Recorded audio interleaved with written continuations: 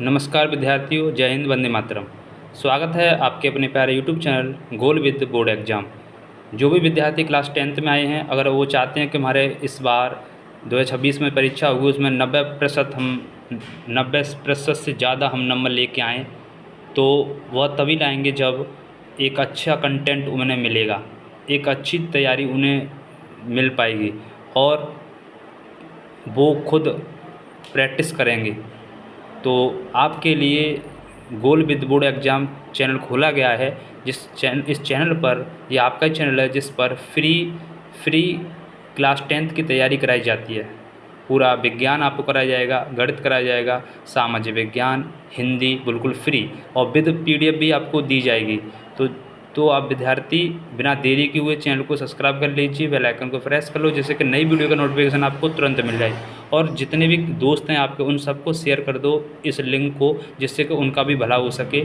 तो आप लोग इस चैनल को बहुत अच्छे से विजिट करोगे तो आपको निश्चित रूप से फ़ायदा मिलने वाला है। इस चैनल पर 2 वीडियो बन चुकी हैं, जिसमें विज्ञान की परिभाषा और विज्ञान की शाखाएँ। अगर वो वीडियो आपने नहीं देखी हो तो इस वीडियो के लास्ट में आपको लिंक मिल जाएगा, उस पर क्लिक करके उन वीडियो को ज़रूर देख लेना। बिल्कुल बेसिक तरीके से तैयारी चला रहे हैं हम। अगर आपको 2026 में बोर्ड एग्ज़ाम में 95% नंबर लाने हैं तो आप वीडियो को पूरा ज़रूर देखें। नहीं लाने हो, नहीं आपको अच्छा बनाना है, नंबर लेना है, तो आप पहले ही जा सकते हो। वीडियो आपको आगे देखने की ज़रूरत नहीं है।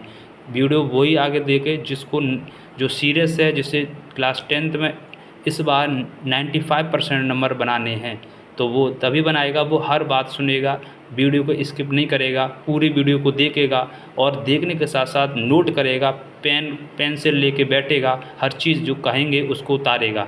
ठीक है, तो चलिए इस वीडियो हम विज्ञान का सिलेबस के बारे में बात करेंगे, किस चैप्टर से कितने क्वेश्चंस पूछे जाते हैं और पूछे जाएंगे। तो ठीक है, तो ध्यान रखें। तो चलिए स्टार्ट कर रहे हैं। तो सभी ने पेन पेंसिल निकाल ली, तो चलिए मैं आपको बता रहा हूँ। ये सिलेबस है। 70 नंबर का आपका पेपर होगा, ये लिखा हुआ है। 70 नंबर की लिखित परीक्षा और 30 अंकों का मासिक टेस्ट, प्रयोगात्मक टेस्ट, यानी जिसे प्रोजेक्ट बोलते हैं, जो स्कूल से मिलेंगे। अच्छा, 30 अंकों की परीक्षा जो होगी, आपका पेपर होगा जो बोर्ड का, आप दूसरे स्कूल में देने जाओगे, उसमें आपको उत्तीर्ण यानी पास के लिए 23 नंबर लाने होंगे। साफ साफ लिखा हुआ है, कितने विद्यार्थियों? 23 नंबर, तब आप पास कहलाओगे। और 10 नंबर आपको प्रोजेक्ट में, 30 में से 10 नंबर प्रोजेक्ट में, ऐसे कुल मिला करके 33 नंबर। 100 में से आप कितने नंबर पास होगे? 33 नंबर पर। तो ध्यान रखेंगे इस बात का। तो आपका पेपर कितने का होगा? 70 नंबर का। अब 70 में ध्यान रखना है, जो 70 नंबर का पेपर होगा आपका, जो 70 नंबर का पेपर होगा जी, इसमें क्या क्या चीज़ें आएंगी? इसमें 2 बातें ध्यान रखना है। इसमें 20 नंबर के जो प्रश्न होंगे वो MCQ होंगे, मल्टीपल चॉइस आपके क्वेश्चन होंगे। और इसके अलावा जो 50 नंबर का होगा वो आपको कॉपी में आंसर लिखना होगा। ठीक है, अब आपको मैं दिखा दे रहा हूँ कि MCQ क्वेश्चन यानी जो ओ मार्क शीट पर होंगे, जो आपको गोला जो है रंगना होगा। तो चलिए एक बात दिखा दूँ आपको कि ओ मार्क शीट कैसे होती है। तो विद्यार्थियों, इस तरह से जो ओ मार्क शीट होती है, यहाँ पर जिला लिखा हुआ आगरा, और बाकायदा यहाँ जो है जो रोल नंबर आएगा और सब्जेक्ट आएगा, कोड आएगा, और यहाँ भरा हुआ होगा रोल नंबर। तो बाकी मैं भरवाना सिखाऊंगा आपको मार्कशीट कैसे भरते हैं, लेकिन अभी तुमको फिलहाल मैं बता दे रहा हूँ कि 20 नंबर का जो MCQ होता है वो आपको कहाँ आपको गोला भरना पड़ता है। तो इस तरह से वो मार्कशीट होती है, और 1 से लेकर 20 तक होते हैं। यहाँ पर आपको गोला रंगना होता है, जो भी आंसर सही है, B C जो जितना भी सही है वो आपको भरना होता है। ठीक है, तो मैं आपको इस तरह का आपको बता रहा हूँ। बाकी डिटेल में वीडियो ला के अलग से आपको ओ मार्कशीट भरवाना सिखाऊंगा बाद में, जब हमारा सिलेबस हो जाएगा आधा। तो ध्यान रखेंगे, 20 नंबर हमें कहाँ से मिलेंगे? ओ मार्कशीट से। ये ओ मार्कशीट होती है। ठीक है, इसके बाद आगे देखते हैं। ये आपकी कॉपी है जिसमें आपको 50 नंबर का करना पड़ेगा। ठीक है, जो भी आंसर है इसमें लिखने पड़ेंगे। इसके बाद अब हम सिलेबस देखते हैं। ठीक है विद्यार्थियों, तो विद्यार्थियों ये सिलेबस है, जिसमें इकाई दे रहा है। तो सबसे पहले आपका रसायन विज्ञान है, यानी रसायन विज्ञान में दे रहा है 20 नंबर का रसायन विज्ञान पूछा जाएगा, ये लिखा हुआ है। उसके बाद में जैव जगत का मतलब होता है बायोलॉजी भी कितने नंबर की? 20 नंबर की। इसके अलावा फिर आपकी प्राकृतिक घटनाएं और विद्युत प्रभाव, ये आपके 12 और 13 25 नंबर की आपकी फिजिक्स पूछी जाएगी। उसके अलावा फिर कह रहा है प्राकृतिक संसाधन मतलब जो था पर्यावरण, ये 5 नंबर का पूछा जाएगा। तो कुल मिला करके ऐसे आपके 70 नंबर बनते हैं। कितने नंबर बनते हैं? 70 नंबर का पेपर होगा। 30 नंबर आपको स्कूल से दिए जाएंगे और टोटल कितने का बनेगा पेपर? 100 नंबर का पेपर बनेगा। ठीक है, इतनी बात समझ में आएगी। जो इकाई में समझा दिया, अब मैं डिटेल में सिलेबस को बता दे रहा हूँ। ये आपका सबसे पहले आता है रसायन विज्ञान।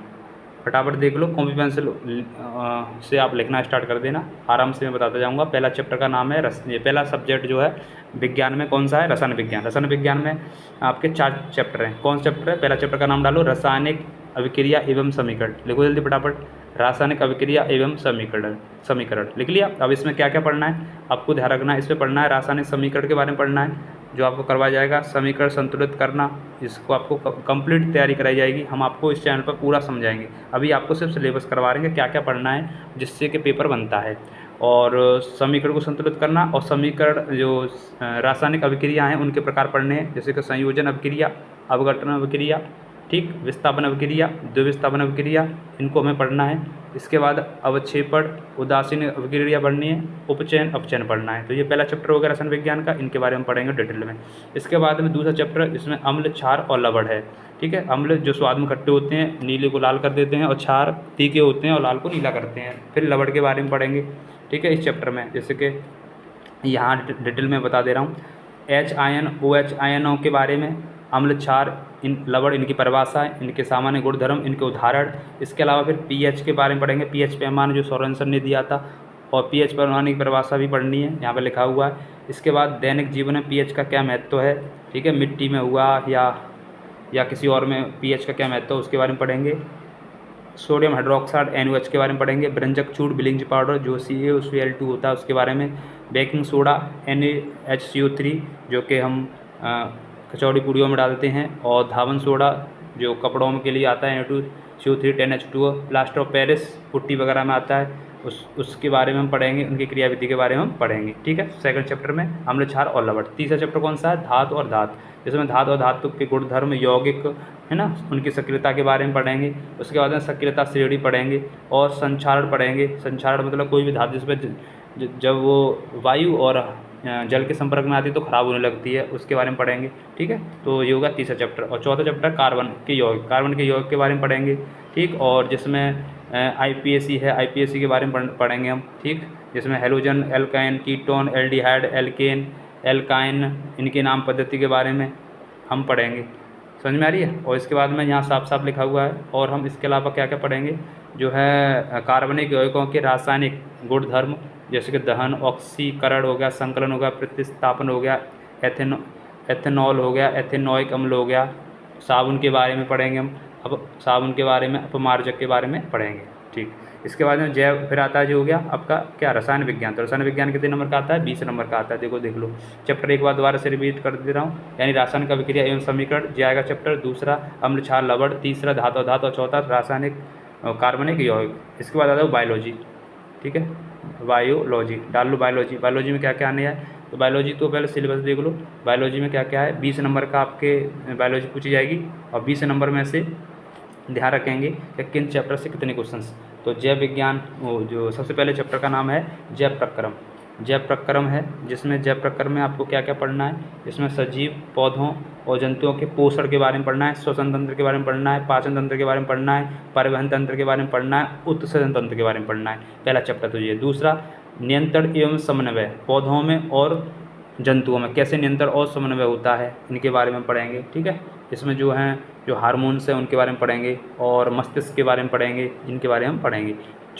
तीसरा चैप्टर है इसमें जीव जनन कैसे करते हैं, जैसे कि जनन कैसे करते हैं, जंतु जनन कैसे करते हैं, पौधे जनन कैसे करते हैं, लैंगिक अलैंगिक जनन कैसे किया जाता है, और उसके बाद में परिवार का नियोजन विधि क्या है, सुरक्षित यौन क्या है, HIV एड्स, इनके बारे में पढ़ेंगे तीसरा चैप्टर के बारे में। और चौथा चैप्टर होता है आनुवंशिकता। इसमें आनुवंशिकता किसे कहते हैं, मेंडल का क्या योगदान है, और मेंडल ने जो वंशानुगति गति के नियम दिए थे उनके बारे में पढ़ेंगे, और लिंग निर्धारण के बारे में पढ़ेंगे। ठीक है, तो ये हो गया बायोलॉजी के कितने चैप्टर, 4। कितने नंबर का आएगा? 20 नंबर का। कौन सा? जैव प्रक्रम पहला चैप्टर, दूसरा नियंत्रण एवं समन्वय, तीसरा जीव जनन कैसे करते हैं, और चौथा क्या, आनुवंशिकता। इसके बाद आ जाओ फिजिक्स आपकी पहला चैप्टर, यानी जो प्रकाश का परावर्तन है, यहाँ लिख लेना, प्रकाश का परावर्तन और अपवर्तन। ठीक है, लिख लेना, प्रकाश का परावर्तन और अपवर्तन।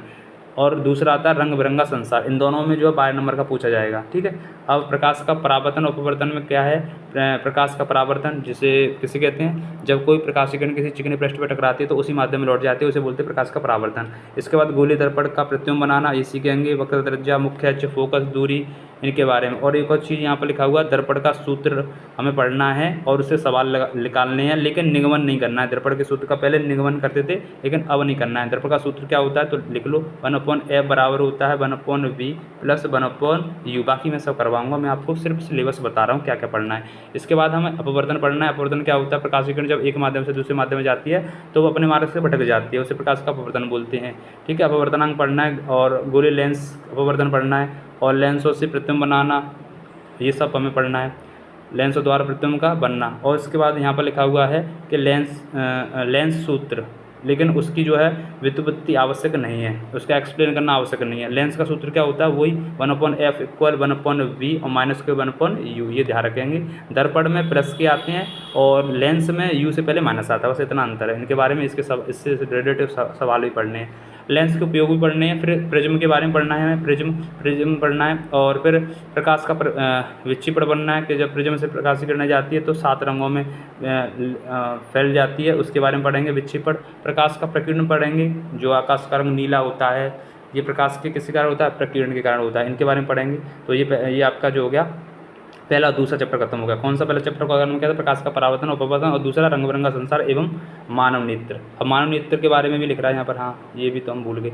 मानव नेत्र के बारे में ध्यान रखना है, मानव नेत्र के बारे में पढ़ेंगे और निकट दृष्टि दोष और दूर दृष्टि दोष के बारे में हम पढ़ेंगे, इनके बाद ध्यान रखेंगे। इसके बाद तीसरा चैप्टर आ जाओ फिजिक्स में, विद्युत प्रभाव, जिसमें हम विद्युत के बारे में पढ़ेंगे। किसके बारे में? विद्युत के बारे में पढ़ेंगे, विभवांतर के बारे में पढ़ेंगे और विद्युत धारा, ओम का नियम हो गया, प्रतिरोध प्रतिरोधकता के बारे में, ठीक। और इसके अलावा इस पर निर्भर, प्रतिरोध किन पर निर्भर रहता है, और समांतर श्रेणी होगी, श्रेणी क्रम हो गया, इनको पढ़ना है।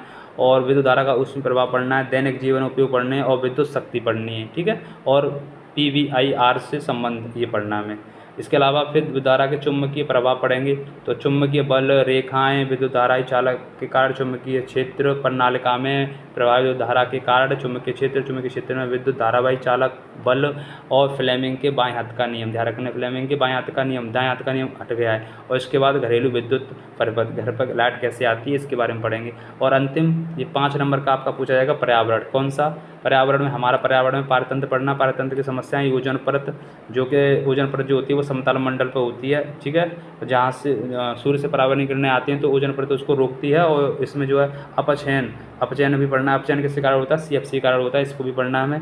और इसके बाद में जैव निम्नीकरण और अजैव निम्नीकरण पढ़ने हैं। जैव निम्नीकरण जिसमें आसानी से कचरा डिजॉल्व हो जाए, जिसमें घर का कचरा आ जाएगा, और जैव निम्नीकरण में क्या कहते हैं, पॉलीथीन वगैरह, प्लास्टिक वगैरह चीज़ें आ जाएंगी। तो इस तरह से हो गया आपका 70 नंबर का विज्ञान का जो पेपर आता है। दोबारा से रिकॉल कर देना फटाफट, आप सिलेबस को अच्छे से लिख लेना है, नंबर भी लिखने हैं अगर आपको 95% बनानी है तो। यहाँ पर 20 नंबर का केमिस्ट्री आएगी, इसके बाद बायोलॉजी कितने नंबर की? 20 नंबर की, 20 40 और फिजिक्स में आपका 25 नंबर, 12 और 13 25 65, और 5 नंबर की आपकी ये इन्वायरमेंट, ठीक है। तो पूरा 70 नंबर का होगा। इसके बाद में ये प्रयोगात्मक है, प्रयोगात्मक मतलब प्रोजेक्ट आपका 30 नंबर का आपका स्कूल से आएगा। जी आपको मैं दिखा दे रहा हूँ, आप इसको देख लेना, ठीक है। तो इस तरह से आप देख लेना क्या क्या है प्रोजेक्ट में, ये सब बातें प्रोजेक्ट में आप बना सकते हो, ठीक। चलिए, तो मैंने आपको बता दिया सिलेबस आपको बता दिया। अब अपने सभी विद्यार्थियों को शेयर कर देना, वीडियो अच्छा लगा हो कमेंट करके बताना। और आपको इस चैनल पर बिल्कुल फ्री, फिर कह रहा हूँ, 10th की कंप्लीट तैयारी कराई जाएगी। कहीं जाने की ज़रूरत नहीं है, कहीं किसी का कोर्स लेने की ज़रूरत नहीं है। बस आपको हर वीडियो को नोट करना है, उस जो हर चीज़ आपको बताई जाए उसको नोट करना। और समझ में नहीं आई तो कमेंट बॉक्स में आप पूछ सकते हो, बाकी हम व्हाट्सअप नंबर भी देंगे, उस पर आप कोई भी प्रश्न भेज सकते हो, कोई दिक्कत आती है। बाकी सब सब्जेक्ट की निःशुल्क आपको तैयारी कराई जाएगी, ठीक है। विद्यार्थियों, चैनल पर पहली बार हो तो सब्सक्राइब जरूर कर लें। जय हिंद, जय भारत, वंदे मातरम, जय सीताराम।